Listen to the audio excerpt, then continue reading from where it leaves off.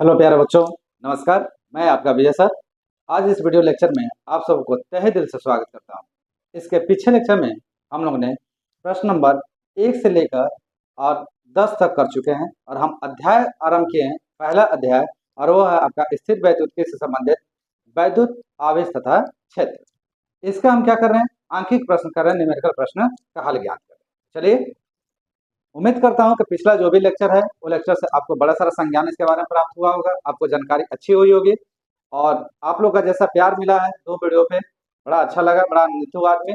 और ये बात समझ में आ रही है कि हाँ, हमारे बच्चों को ये चीजें अच्छे से क्या हो रही है, समझ में आ रही है। तो चलिए, बिना देरी किए हुए आरंभ करते हैं और आज लेते हैं आपका प्रश्न नंबर 1.11, मतलब 11वां नंबर का प्रश्न आपसे लेते हैं और देखते हैं कि 11वां नंबर का प्रश्न क्या कह रहा है। बड़ा सरल 1.11 या क्वेश्चन 11 कह रहा है कि ऊन से रगड़े जाने पर कोई पॉलिथीन का टुकड़ा 3 × 10⁻⁷ कूलाम के ऋण आवेश से आवेशित पाया गया। क्या कह रहा है बेटा, ऊन से रगड़ने पर किसको रगड़ा जा रहा है, पॉलिथीन को रगड़ा जा रहा है। थोड़ा सा मैं यहाँ पे नॉर्मली डायग्राम बना रहा हूँ।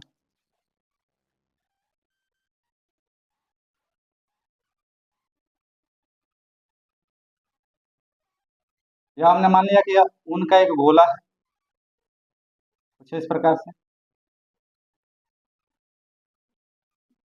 क्या बेटा, यह ऊन है और यहाँ पे पॉलिथीन का एक क्या है, टुकड़ा है। यह हमारा क्या है, पॉलिथीन। और ऊन को जब पॉलिथीन पर रगड़ा जाएगा तो ऊन से कुछ इलेक्ट्रॉन पॉलिथीन की तरफ क्या करेंगे, स्थानांतरित होंगे, ट्रांसफर होंगे। ठीक है, जब कुछ इलेक्ट्रॉन इधर ट्रांसफर होंगे तो जाहिर सी बात है कि पॉलिथीन हमारा क्या हो जाएगा, पॉलिथीन इन इलेक्ट्रॉनों को रिसीव करेगा और जब रिसीव करेगा तो यह हो जाएगा ऋण आवेशित। क्या हो जाएगा बेटा, यह ऋण आवेशित। ठीक, इधर लिख लीजिए, यह होगा आपका ऋण आवेश। अब जब सब इलेक्ट्रॉन जितने भी ट्रांसफर हुए जब यहाँ पे आ जाएंगे तो इस पूरे पॉलिथीन का एक आवेश उत्पन्न होगा जो कुल इलेक्ट्रॉनों की संख्या का क्या होगा, बराबर होगा। और वह आवेश हमारा कितना दिया है, 3 × 10⁻⁷ कूलाम के बराबर। ठीक है जी, तो यह मान किसका हो गया, Q का मान हो गया। कुल आवेश हमारे इतने आ गए, चूंकि ऋणावेशित है तो इसके आगे क्या लग गया, माइनस। ध्यान दीजिएगा, जब इलेक्ट्रॉन ऊन से पॉलिथीन पे आएंगे, अब पॉलिथीन ऋणावेशित होगा, उसी समय पर ऊन हमारा क्या हो जाएगा, धनावेशित। क्या हो जाएगा, धनावेशित। तो जाहिर सी बात है कि हम ये देख पा रहे हैं कि ऊन से इलेक्ट्रॉन कहाँ पे आ रहे हैं, तो वह हमारे आ रहे हैं पॉलिथीन पे। तो चलिए, इसमें पहला क्या कह रहा है, कह रहा है स्थानांतरित किस पदार्थ से किस पदार्थ में, किस पदार्थ से किस पदार्थ में स्थानांतरित हो रहे हैं भाई, तो ऊन से स्थानांतरित हो रहा है किसमें, पॉलिथीन में। इलेक्ट्रॉनों की संख्या आकलित कीजिए, आपको यह बताना है कि कितने इलेक्ट्रॉन इसमें स्थानांतरित हुए। तो हमने कहा कि मान लिया कि ऊन से पॉलिथीन पे कुल n इलेक्ट्रॉन क्या हुए, स्थानांतरित हुए। अब जो इलेक्ट्रॉनों के स्थानांतरित होने के कारण पॉलिथीन पे जो आवेश आया, यह आवेश को हम कैसे समझ सकते हैं, तो हम समझ सकते हैं आवेशों के क्वांटीकरण सिद्धांत से। और उसमें क्या कहा जाता है, तो जब दो वस्तुओं को आपस में रगड़ा जाता है तब किसी एक वस्तु पर कितना आवेश स्थानांतरित हुआ है, कुल कितने इलेक्ट्रॉनों की संख्या स्थानांतरित हुई है, इसके बारे में जब समझने का प्रयास किया गया तो कहा गया कि दूसरे वस्तु पर उत्पन्न कुल आवेश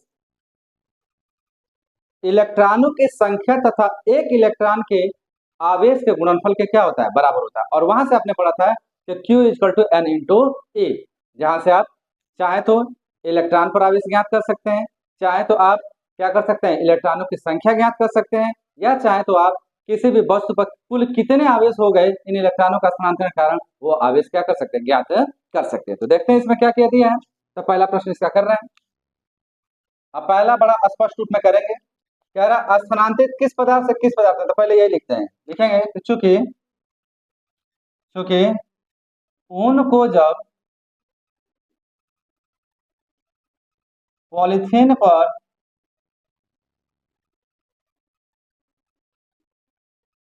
रगड़ा जाता है तो ऊन से कुछ इलेक्ट्रॉन पॉलीथीन पर कुछ इलेक्ट्रॉन पॉलीथीन पर अस्थानांतरित हो जाते हैं, हो जाते हैं, जिसके कारण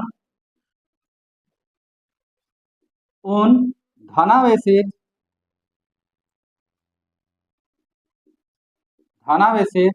जबकि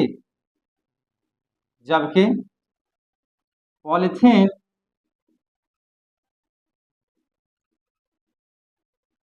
ऋणावेशित हो जाती है,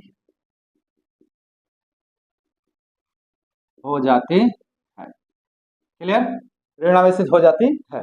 अब आगे बात करते हैं, क्या बात करें भाई, तो अब कितने इलेक्ट्रॉन स्थानांतरित हुए, तो हमने माना स्थानांतरित इलेक्ट्रॉनों की संख्या,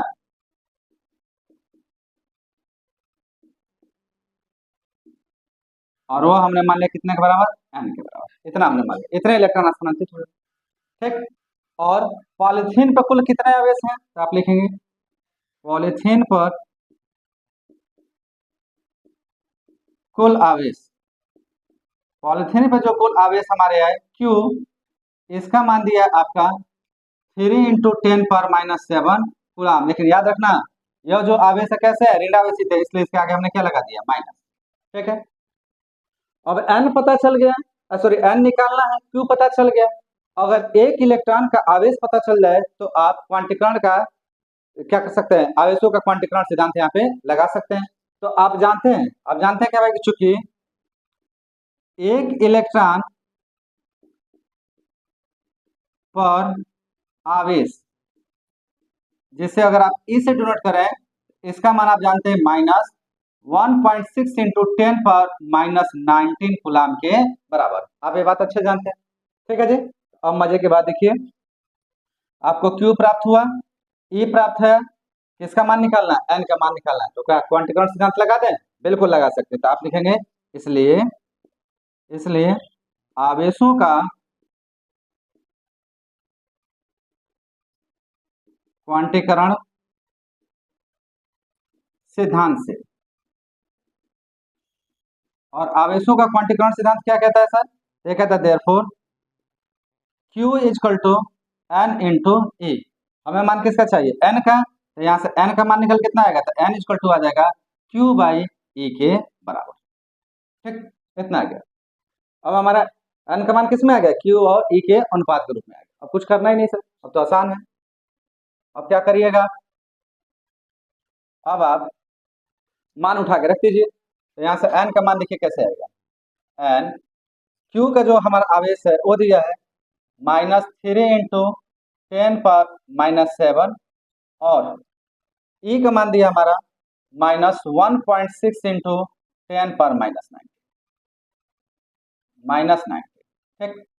सबसे पहले काम, ये सब माइनस या माइनस क्या हो गया, कैंसिल, मान क्या बनेगा, मैं 10⁻⁹ को ऊपर लेके जा रहा हूँ, तो ये बन जाएगा 3 × 10⁻⁷, और -90 इधर माइनस में, उधर जाएगा तो किसमें हो जाएगा, प्लस में, तो 10⁻19 बाई नीचे कितना आ गया, 1/6, कितना आ गया। अब देखो, अब क्या आएगा, n का मान भाई आपका, तो आपका आधार समान है, घाते क्या अलग अलग, घाते क्या होती है, जुड़ती है, तो यह हो जाएगा 3 × 19 में 7 -7 जुड़ेगा तो कितना बचेगा, 12, तो 3 × यह आ गया 10/12, और नीचे 1.6 को मैं क्या 16/10 लिख सकता हूँ, बिल्कुल लिखा जा सकता है, कोई दिक्कत नहीं। अब बटे का बटा है तो 10 पलट के कहाँ चला जाएगा, ऊपर, और इसी को हम लिखेंगे 3 × 10⁻12 × 10 बाई नीचे कितना आ गया, 16 आ गया। क्लियर जी, समझ में आ रही है आपको बात। अब देखिए यहाँ पे, अब यहाँ पे क्या होगा, अब अगर गौर से आप देखेंगे बेटा, तो 10 का 3 में गुणा करिएगा तो कितना आ जाएगा, 30, तो n का मान आ गया आपका 30 × 10⁻12 बटा नीचे कितना आ गया, 16। अब इसे काटिए, कैसे कटेगा देखो, तो 2 से काटो, 2 8 16, और यहाँ पे कितना आ गया, 15 दूना 30, हमारा मान आ रहा है यहाँ निकल के 15 × 10⁻2 10⁻12 2 नहीं 12, अब बटा कितना 8। अब 8 से 15 को काटना है, आप काट लीजिए यहाँ पे, कैसे भी काट लीजिए, आपकी इच्छा है, भाग दीजिए। 8 एकम 8, कितना आ गया 7, 10 में लगाइए 70, 8 अठाई 64, होगा ना बेटा 6। अब क्या होगा, 8 7 56, कितना आया 4 40, 8 बचे 40, तो कितना निकल के आ गया, देयरफॉर एन का मान हमारा निकल के आ गया 1.875 इंटू 10 पावर 12, और क्या है यह, इलेक्ट्रॉन,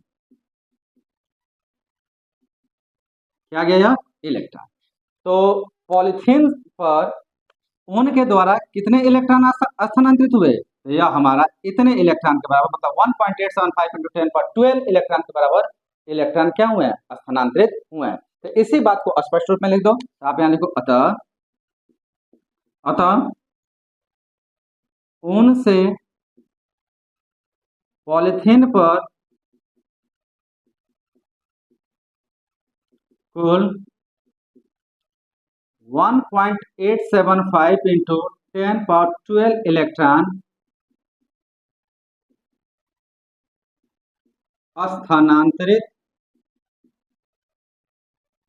स्थानांतरित हुए। ठीक है जी, तो इस तरीके से आप ये बात क्या कर सकते हैं, अच्छे से समझ सकते हैं कि कितने हमारे इलेक्ट्रॉन क्या हुए, स्थानांतरित हुए। तो पहला क्वेश्चन तो ये हो गया, तो इतने हमारे इलेक्ट्रॉन क्या हो गए, स्थानांतरित हो गए। अब एक काम करिए, आप इसे नोट करिए, इसके बाद से हम इसका दूसरा भाग करा रहे हैं। ठीक है, थोड़ी जगह की कमी है, इसलिए प्रॉपर सारा हो नहीं पाएगा, तो मैं इसका दूसरा भाग इसके बात करा रहा हूँ। पहले इतना फिलहाल आप नोट करें। इसका पहला भाग करने के बाद अब हम थोड़ा दूसरा भाग देखते हैं। दूसरा भाग क्या कह रहा है, दूसरा कह रहा है क्या ऊन से पॉलिथीन में सन्निहित का स्थानांतरण भी होता है क्या। ये प्रश्न बड़ा प्यारा है। पहले बात तो सन्निहित का अर्थ क्या होता है बेटा, सन्निहित, सन्निहित का अर्थ होता है द्रव्यमान। मतलब प्रश्न क्या कह रहे हैं, प्रश्न कह रहे हैं ऊन से पॉलिथीन में द्रव्यमान का भी स्थानांतरण होगा क्या, यह यहाँ पे प्रश्न। तो सर बिल्कुल होगा, क्यों, अगर इलेक्ट्रॉन स्थानांतरित हो रहे हैं तो प्रत्येक इलेक्ट्रॉनों का अपना क्या होता है, द्रव्यमान होता है। तो जितना द्रव्यमान होगा उतना द्रव्यमान तो वो लेके उनसे कहाँ आएगा, आपका पॉलिथीन पे आएगा, ये तो बात तय है। तो अगर इलेक्ट्रॉन आएंगे तो साथ में क्या आएगा, द्रव्यमान भी आएगा। तो आप कहेंगे हाँ, या बिल्कुल बात सही है, कहोगा हाँ। अब कितना होगा ये आपको बताना है, तो आप लिखेंगे, इसलिए चूंकि ऊन से पॉलीथीन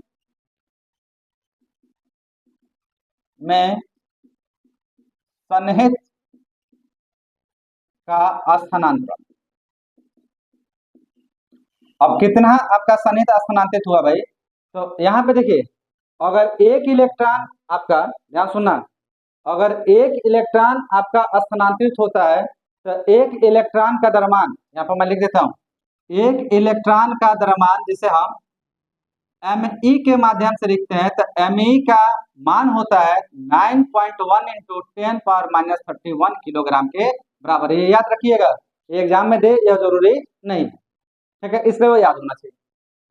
इसका मतलब है अगर एक इलेक्ट्रॉन आया तो इतना द्रव्यमान जाएगा। हमने कितना इलेक्ट्रॉन पाया है, तो हम तो कह रहे हैं 1.875 इंटू 10 पावर 12, जो एक से क्या है, ज्यादा। तो इस केस में कहने का है कि क्या द्रव्यमान हस्तांतरित नहीं होगा, सर बिल्कुल होगा। कैसे होगा थोड़ा देखते हैं, हम लिखेंगे उन से पॉलिथीन में सन्निहित का स्थानांतरण यह बराबर होगा एन, एन का मतलब कुल इलेक्ट्रॉनों की संख्या, और कुल इलेक्ट्रॉनों का कितना द्रव्यमान होता है, एन इंटू एक इलेक्ट्रॉन का द्रव्यमान,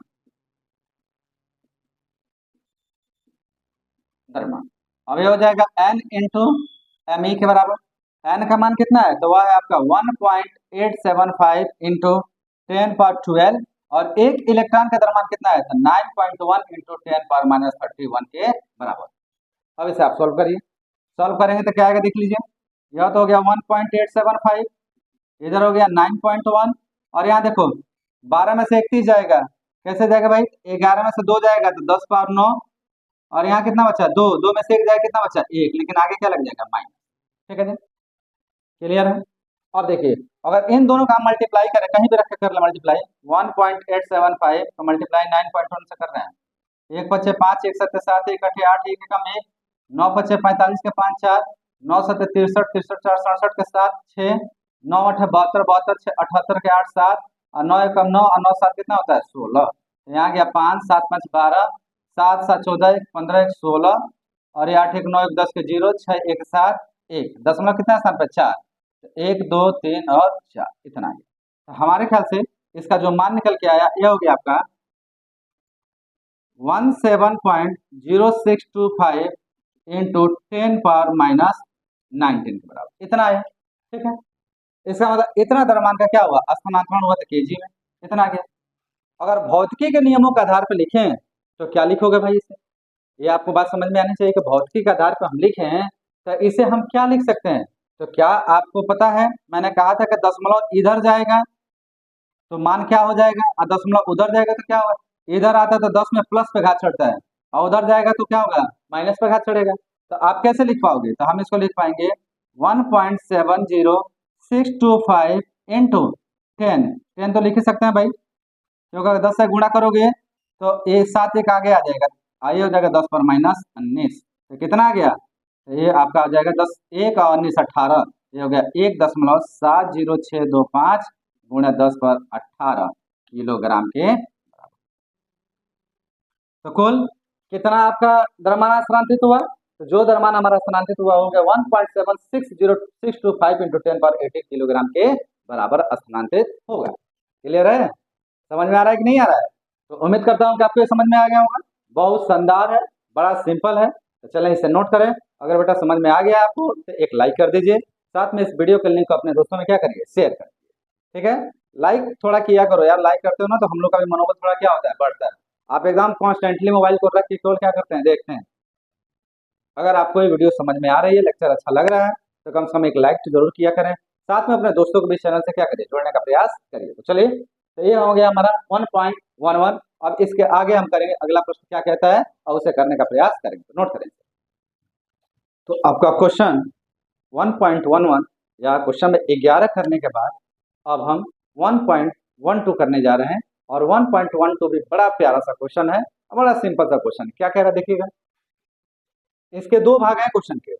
पहला कह रहा है कि दो विद्युत रोधी आवेशी तांबे के गोले ए तथा बी के केंद्रों के बीच की दूरी 50 सेंटीमीटर है। हम क्या करते हैं, दो विद्युत रोधी तांबे के गोले लेते हैं, ठीक है, और उनकी दूरियां दिखाते हैं कितना 50 सेंटीमीटर।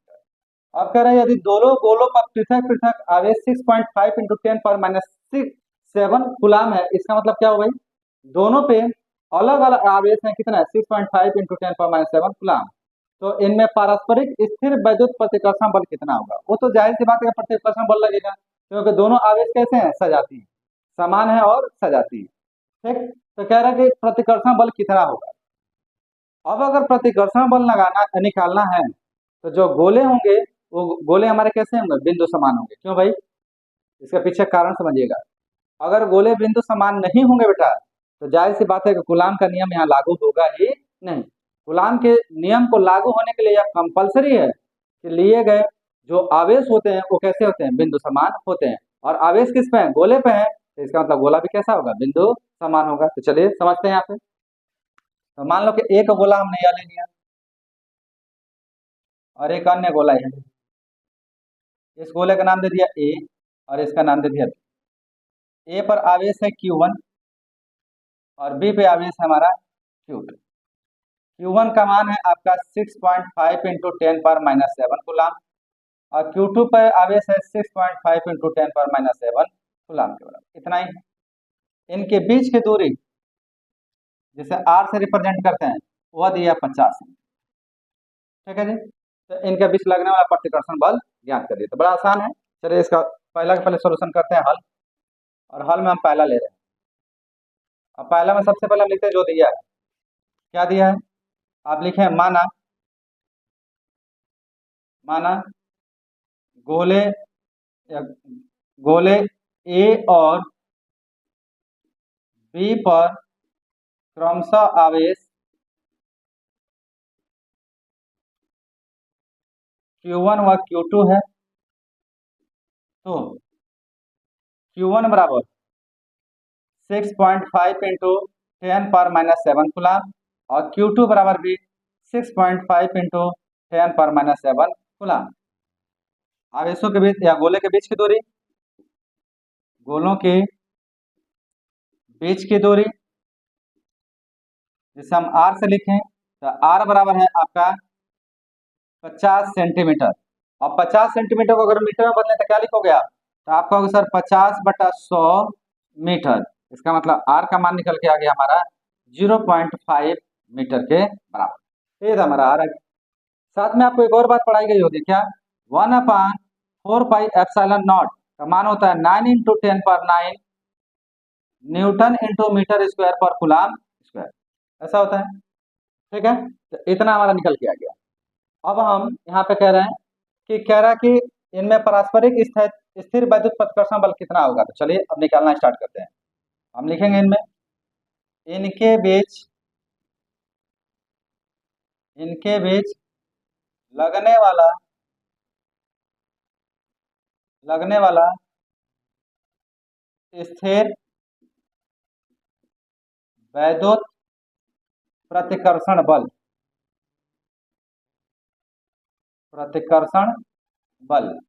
किस नियम से? तो कूलाम के नियम से। तो F = 1/4πε0 into Q1 Q2 upon R square. कहाँ से है भाई? तो कूलाम के नियम से, कूलाम के नियम से। ठीक, अब मान रखो यहाँ पे 1/4πε0 का मान अभी लिखवाया मैंने, कितना होता है 9 × 10⁹। Q1 का मान कितना है? तो 6.5 × 10⁻⁷। और फिर Q2 का भी मान कितना है? तो उतना ही है 6.5 × 10⁻7 बाई R स्क्वायर।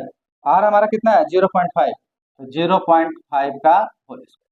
ठीक है भाई, अब देखो कैसे सॉल्व करोगे इसे। तो पहले तो इनको जोड़ लो, 7 7 14, और 14 में से 9 जाएगा कितना बचेगा? तो 14 में से 9 जाएगा तो 5 -5। इसका मतलब हो गया 9 × 6.5 × 6.5 × 10⁻⁻5। कैसे भाई? 9 में से 7 जाएगा 2, और 7 -7 में से 2 जाएगा कितना बचेगा? -5। और नीचे आपका आ गया 0.5 × 0.5। ठीक, अब देखिए अगर ऊपर नीचे समान स्थानों पर दशमलव हो तो दशमलव क्या हो जाते हैं? हट जाते हैं। इस दशमलव से यह दशमलव हट गया, इस दशमलव से यह दशमलव हट गया। हमारा बचा क्या है यहाँ पे? तो ऊपर बच गया 9 × 65 × 65 × 10⁻⁻5, और नीचे बच गया 5 × 5। 5 एकम 5, 13 × 5 65, 5 एकम 5 और 13 × 5 65। ठीक है जी। अब 13 का 13 में गुणा अगर करोगे तो हो जाएगा 169। तो ये हो गया 9 × 169 × 10⁻⁻5, इतना आ गया। अब इसका मल्टीप्लाई करेंगे तो कितना आ जाएगा? तो हमारा F का मान निकल के आ रहा है 99 81 के 1 8, और 9 6 के 54, और 54 और 8 कितना हो गया? 62 के 2 6, और 9 के 9 और 9 6 कितना हो गया? 15। 1521 × 10⁻⁻5 क्या आएगा बेटा? ये आ जाएगा आपका न्यूटन। इतना बल लगेगा। ठीक है, अब इसी बल को थोड़ा सा हम सही करें, करेक्ट करें, तो क्या लिख सकते हैं? तो हम इसे लिख सकते हैं F = 1.521 × 10 पावर, इधर आया ना तो प्लस में, तो 10 पर कितना आया आगे? 3 स्थान, तो 3 × 10⁻⁵। अब इधर मान अगर हम लिखें तो मान देखिए कितना आएगा। हमारा मान निकल के आ जाएगा यहाँ से F = 1.521 × 10 पावर, और -5 में से 3 जाए कितना बचेगा? 2, तो 10⁻2 न्यूटन के बराबर। इसका मतलब है कि इन दोनों के बीच लगने वाला प्रतिकर्षण बल जो होगा, दोनों गोलों के बीच लगने वाला प्रतिकर्षण बल होगा, वो कितने के बराबर हो जाएगा? 1.521 × 10⁻2 न्यूटन के बराबर होगा। तो इस तरीके से हम क्या कर सकते हैं? पहला सॉल्व कर सकते हैं। तो इतना आ गया, इसे नोट करिए। फिर हम इसका दूसरा भाग करा रहे हैं, जगह थोड़ा कम है इसमें आ नहीं पाएगा, तो आप इतना पहले कर लीजिए, फिर दूसरा भाग करा रहे हैं। तो हमारा निकल के आ गया पहले में कि दोनों के बीच लगने वाला प्रतिकर्षण बल। अब इसका दूसरा पार्ट देखते हैं, दूसरा क्या कह रहा है। कह रहा है कि यदि प्रत्येक गोले पर आवेश की मात्रा 2 गुनी कर दी जाए, किससे 2 गुनी कर दी जाए? पहले वाले से 2 गुनी कर दी जाए। तो हमें यहाँ मानने का माना परिवर्तित आवेश और जो Q1 था उसे मान लिया Q1 डैश, और Q1 डैश का मान आ गया 2Q के बराबर। कितने के बराबर आ गया? सॉरी 2Q1 के बराबर, दोगुना हो गया ना, जितना Q1 था उसका दोगुना हो गया। तथा तथा Q2 डैश का मान आ गया 2Q2 के बराबर इसके अनुसार। और गोलों के बीच की दूरी आधी कर दी जाए, तो पहले हमारा बीच की दूरी क्या था? R, तो अब R डैश का मान आ गया R/2। ठीक, ये बात समझ में आ रही है? ये सिंपल है कि पहले Q1 था, Q1 का 2 गुना कर देंगे तो 2Q1, Q2 का 2 गुना कर दे 2Q2, और R डैश जो आया वो R का आधा आया था, R/2। फिर वही बात हम करेंगे कूलाम के नियम से। कूलाम के नियम से अब परिवर्तित आवेश तथा त्रिज्या के कारण उत्पन्न जो हमारा कौन सा बल है? आपका स्थिर वैद्युत प्रतिकर्षण बल। स्थिर वैद्युत प्रतिकर्षण बल। अब एफ डैश क्योंकि अब नया बल आएगा ना, तो एफ डैश का मान आ गया आपका 1/4πε0 इंटू क्या आएगा भाई? Q1 की जगह पर sorry Q1 dash Q2 dash अपान R डैश, ये आएगा। अब मान उठा के यहाँ पर रख दीजिए, क्या आएगा मान रखने पे देखें, यहाँ से हमारा एफ डैश आ जाएगा आपका 1/4πε0 इंटू Q1 का मान, Q1 डैश का मान क्या आएगा? तो Q1 डैश का मान आएगा 2Q1 इंटू 2Q2 अपान R/2, यही मान आएगा उसका क्या? Whole work. इसका होल वर्क करने, अब इसे सॉल्व करिए, इसको सॉल्व करेंगे तो क्या आएगा? यहाँ से आ जाएगा 1/4πε0 इंटू 2 जा क्या हो गया 4Q1Q2, और ये हो जाएगा R²/4, और 4 को ऊपर लेके जाएं तो क्या हो जाएगा? यह हो जाएगा 1/4πε0 इंटू 4 का गुणा 4 को ऊपर लेके जाओगे तो 4 गुणे 4 Q1Q2 बाई R²। अब 400 का कितना हो गया? 16। तो क्या इसे हम ऐसे लिख सकते हैं एफ डैश इक्वल टू 16 गुणे ब्रैकेट में 1/4πε0 इंटू Q1Q2 अपान R²। ठीक है, अब यहाँ पे देखो यह मान क्या है? यह मान क्या है? तो इससे यही तो पहले वाला का मान है, जो पहले वाला का हमने एफ का मान निकाला था इसी पे तो निकाला था, और इसका मान किसके बराबर आता है? 1.521 इंटू 10⁻²N के बराबर आता है। बस क्या करें, इतने की जगह उठा के रख दीजिए, इसे आप समीकरण नंबर 1 मान लीजिए। तो आप यहाँ से लिखेंगे F dash equal to 16 into, या इसी को हम क्या कह सकते हैं? एफ कह सकते हैं। तो एफ का मान उठा के रख रहे हैं, और ये हो गया 1.52 गुणे 10⁻², 1 है -2 न्यूटन के बराबर। अब गुणा कर लो, कहीं भी गुणा कर लो,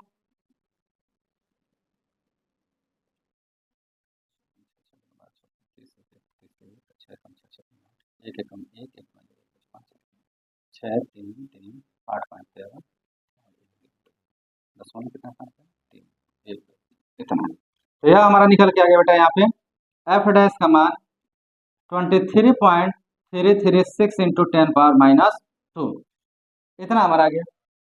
अब अगर हम चाहें, ध्यान से देखिएगा, दशमलव के एक स्थान आगे लाने के लिए, अगर एक स्थान आगे लेके आएंगे तो आपका प्लस में 1 जाएगा, या इतना ही रहने तो आपका इतना न्यूटन का क्या आ गया? बराबर है। अर्थात क्या बोलेंगे आप? तो आप एक लाइन में बोल सकते हैं, अर्थात प्रत्येक गोले पर आवेश की मात्रा दोगुनी तथा गोलों के बीच की दूरी आधी कर दी जाए तो प्रत्येक गोले पे लगने वाला बल का मान हो जाएगा 23.336 गुणे 10⁻² न्यूटन के बराबर। या तो ये बोलो, या आप कह सकते हो कि अगर प्रत्येक गोले पर आवेश की मात्रा 2 गुनी तथा गोलों के बीच की दूरी आधी कर देने पर प्रत्येक गोले पर लगने वाला जो बल का मान है वह पहले वाले बल से कितना गुना बढ़ जाएगा? 16 गुना बढ़ जाएगा। कितना गुना बढ़ेगा? 16 गुना मान आपका क्या हो जाएगा? बढ़ के प्राप्त हो जाएगा। क्लियर है? तो इस तरीके से हम क्या कर सकते हैं? इन प्रश्न का हल ज्ञात कर सकते हैं। तो चाहिए तो आप एक लाइन स्टेटमेंट पर नीचे लिख दीजिएगा इस बात को। ठीक है जी, तो ऐसे मेरे ख्याल से क्वेश्चन आपको समझ में आ गया होगा। बड़ा शानदार क्वेश्चन था, सिंपल था, सिंपली अंडरस्टूड हो जाता है, इतना कोई बहुत कठिन उठिन इसमें नहीं था। तो आप एक लाइन में इसको क्या कर सकते हैं? मेंशन कर सकते हैं। चलिए नोट करिए, अब फिर हम बढ़ रहे हैं अगले प्रश्न की तरफ। तो 1.12 करने के बाद अब हम बात करेंगे 1.14 के। चूंकि 1.13 जो है वो फिर अगेन आपका थ्योरेटिकल है, तो आप उसी के हिसाब से उसे क्या करिएगा, हैंडल कर लीजिएगा। ठीक है, हम लोग केवल न्यूमेरिकल के बारे में बात कर रहे हैं, इसलिए हम न्यूमेरिकल करने का क्या कर रहे हैं, प्रयास कर रहे हैं। जो आपको सबसे टफ लगता है उसी को हम आसान बनाने क्या कर रहे हैं, प्रयास कर रहे हैं। तो चलिए आराम करते हैं और देखते हैं क्या कह रहा है। कह रहा है कि एक समान वैद्युत क्षेत्र E इक्वल टू 3 इंटू 10⁻3, और यह है आपका यूनिट वेक्टर ऑफ आई। क्या यह unit vector of I Newton पर कूलाम पर विचार कीजिए। सबसे पहले इस पर विचार करो, इसका मतलब क्या है। इसका विचार करने से पहले हम यूनिट वेक्टर के बारे में थोड़ा समझते हैं, एकांक सदिश के बारे में समझते हैं क्या है भाई।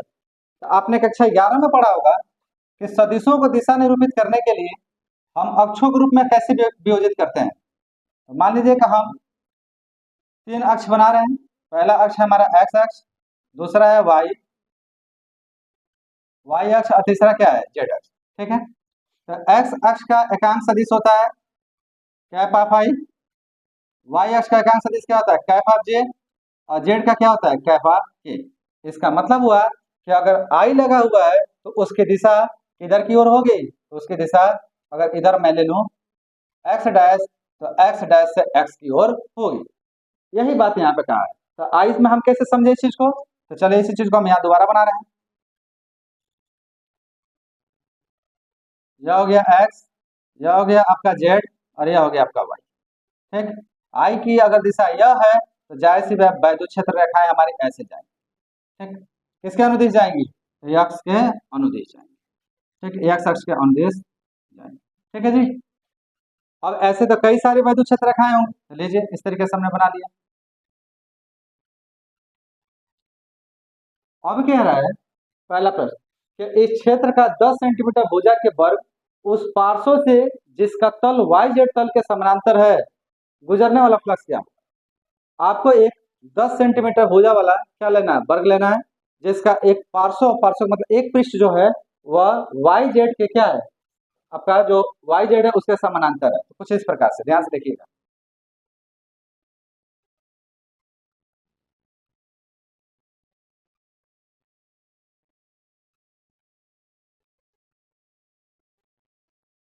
कुछ ऐसे, ठीक है जी। आप जो चाहे इसका नाम ले लिए, ओ, यह है ए, यह है बी, और यह है सी। ए से लेकर बी तक की जो दूरी है वो कितना है, 10 सेंटीमीटर। तो सबसे पहले बेटा जो दिया है उसको लिखते हैं। क्या क्या दिया है, ई का मान दिया, ई का मान दिया 3 इंटू 10⁻3 कैप आई न्यूटन पर कूलम। दूसरा बर की भुजा हमारा दिया हुआ है, वह दिया है 10 सेंटीमीटर। सेंटीमीटर को अगर मीटर बदले तो 10/100 मीटर होगा, भाग दोगे तो आ जाएगा 0.1 मीटर के बराबर। ठीक है, अब यहाँ पे पहला हम चलना सॉल्व करने। पहला में क्या कह रहे हैं, पहला में आपको फ्लक्स निकालना है। तो फ्लक्स क्या होता है, तो फ्लक्स किसी भी पृष्ठ से गुजरने वाली वैद्युत प्रबद्ध या सबद्ध आपके वैद्युत क्षेत्र रेखाओं का मान होता है। तो इसके आधार पर हम क्या कहते हैं भाई, तो हम कहते हैं कि चूंकि अब यहाँ पे समझो, ये जो हमारा पृष्ठ एक्स वाई वह क्या होगा, एकदम अक्ष के लंबवत ऐसे होगा। ठीक, अगर यह पृष्ठ एकदम समतल पे होगा तो पृष्ठ की दिशा किधर होगी, बाहर की ओर होगी, ऐसे ऐसे बाहर की ओर होगी। लेकिन चूंकि पृष्ठ ऐसे लंबवत रखा गया तो उसकी दिशा कैसे होगी, अगर यह लंबवत है इसकी दिशा कैसे होगी, इधर की ओर होगी। बात समझ में रहे हैं, एक्स अक्ष के अनुदिश होगी। तो उस आधार पर आप देखोगे तो जिधर पृष्ठ की दिशा होगी उधर ही दिशा किसकी होगी, वैद्युत क्षेत्र रेखाओं की दिशा होगी। अतः इनके बीच का कोण जो थीटा है वो कितना हो जाएगा, 0 हो जाएगा। तो आप यहाँ लिखेंगे कि चूंकि चूंकि वर्ग के पृष्ठ की दिशा तथा वैद्युत क्षेत्र रेखाओं की दिशा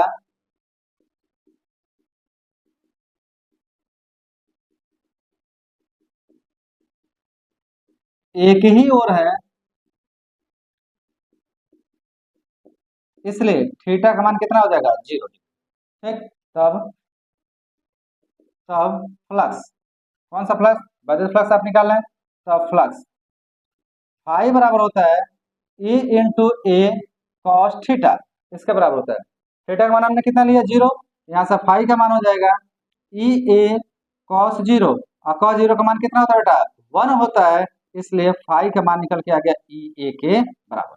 ठीक, अब मान उठा के वो रखो, मान रखोगे तो क्या होगा, तो फाई बराबर होगा ई, ई का मान होगा 3 इंटू 10⁻3 अब आई नहीं आएगा, कैप आई नहीं आएगा, क्यों भाई? कैप आई दिशा को दिखा रहा था, दिशा हमने देख लिया। इनटू ए होता है भुजा का वर्ग। ये क्या है? क्षेत्रफल है ना, तो वर्ग के एक पृष्ठ का क्षेत्रफल क्या हो गया? भुजा का वर्ग। मान उठा कर रख दो, ये आ जाएगा हमारा 5 = 3 × 10⁻³ भुजा है 0.1 का होल स्क्वायर। कितना आएगा मान इसका? अगर इसको सॉल्व करोगे तो आ जाएगा 3 × 10⁻³ और 0.1 का स्क्वायर करोगे तो आ जाएगा 0.01 के बराबर। ठीक है जी। अब इसे क्या लिख सकते हैं बेटा? तो देखिए 5, इसको ये 10⁻³ घात, अगर घातों को हटा के जीरो के रूप में लिखना चाहे तो क्या लिखोगे? 3 के बाद से कितना? 0, 3 0। और इसको क्या लिख सकते हो? 1/100 लिख सकते हो, बिल्कुल लिखा जा सकता है। 2 0 से 2 0 क्या हो गया? कैंसिल। फाई का मान निकल के आया, वो आ गया 30 न्यूटन इंटू मीटर स्क्वायर पर कूलम के बराबर। ठीक है जी। तो ये हमारा क्या हो गया? वैद्युत फ्लक्स हो गया। तो जो वैद्युत फ्लक्स हमारा हम निकाल रहे हैं, जिस वर्ग के पृष्ठ, जो वर्ग का पृष्ठ एक्स वाई तल के क्या है समानांतर है, वो कितना निकल के आ गया? 30 न्यूटन इंटू मीटर स्क्वायर पर कूलम के बराबर प्राप्त हो गया। तो हम इस तरीके से क्या कर सकते हैं? पहला सॉल्व कर सकते हैं। अब दूसरा क्या कह रहा है भाई? कह रहा है इसी वर्ग से गुजरने वाला फ्लक्स कितना है यदि उसका तल का अभिलंब यक्ष अक्ष से कितना अंश पर हो? 60 अंश का कोण पर। अब की बात ये थोड़ा सा क्या हो जाए? झुक जाए। झुक जाएगा तो जो अभिलंब जो इसके अनुदिश जा रहा था वो थोड़ा सा नीचे झुकेगा, और नीचे झुकेगा तो कोण कितने का बन जाएगा? 60। तो बड़ा आसान है। आप कहेंगे कि चूंकि थीटा का मान आ गया कितना? 60 अंश। तब फ्लक्स, अब नया वाला फ्लक्स कितना आएगा? तो नया वाला फ्लक्स को हमने फाई डैश ले लिया, तो फाई डैश का मान क्या आएगा? ये तो वही है, ए भी वही है, लेकिन cos 0 के बजाय अब की बार क्या हो जाएगा? cos 60। ठीक है, मान उठा कर ये का मान अभी आपने निकाला कितने के बराबर है? 30। यहाँ से आ गया फाई डैश इक्वल टू 30 गुणे cos 60। cos 60 का मान कितना होता है? 1/2। आप इसे काटेंगे 15 बार में कटेगा, और यहाँ से हमारा फाई डैश का मान निकल के आ जाएगा कितना? 15 न्यूटन मीटर स्क्वायर पर कूलम के बराबर। क्लियर है? तो 60 अंश कोण पे अगर अभिलंब हमारा थोड़ा सा झुक जाए तो उस कंडीशन में जो हमारा फ्लक्स का मान आएगा वो 15 न्यूटन इंटू मीटर स्क्वायर पर कूलम के क्या हो जाएगा? बराबर आ जाएगा। उम्मीद करता हूँ कि आपको ये समझ में आ गया होगा। बहुत आसान, बहुत सरल है। तो इस तरीके से हमने आज 1.14 तक आपके प्रश्न क्या किए? सॉल्व किए। ठीक है, आज के वीडियो लेक्चर में हम इतना ही रखेंगे। आपको यह लेक्चर कैसा लग रहा है एक बार अपनी राय जरूर रखिए। आप केवल क्या करते हैं? मोबाइल को सामने रख लेते हैं, पढ़ लेते हैं, चल देते हैं। आपको अच्छा लगा कि नहीं लगा, आपको समझ में आया कि नहीं आया, ये हम लोग को बिल्कुल समझ में नहीं आता है। उसमें भी आप सीनियर बच्चे हैं, आप अपनी राय जरूर रखें, आप जरूर बताने का प्रयास करें। अच्छा तो अच्छा, और नहीं कुछ समझ में आ रहा है तो उसे कमेंट जरूर करें कि सर बातें समझ ही में नहीं आ रही। उसके लिए मैं दोबारा आपको कोशिश करूंगा, उसको अलग से क्वेश्चन को फिर दोबारा बना के आपको क्या करूँ? समझाने का पूरा पूरा प्रयास करूँ। आपको समझ में आनी चाहिए चीजें, क्योंकि अब ना समझने वाली कोई बात ही नहीं है। ठीक है जी, तो उम्मीद करता हूँ कितनी बातें समझ में आ गई होगी। चलिए आज के वीडियो लेक्चर में इतना ही रखते हैं, और बहुत जल्द हम मिलते हैं अगले वीडियो लेक्चर में। तब तक आप सभी का धन्यवाद।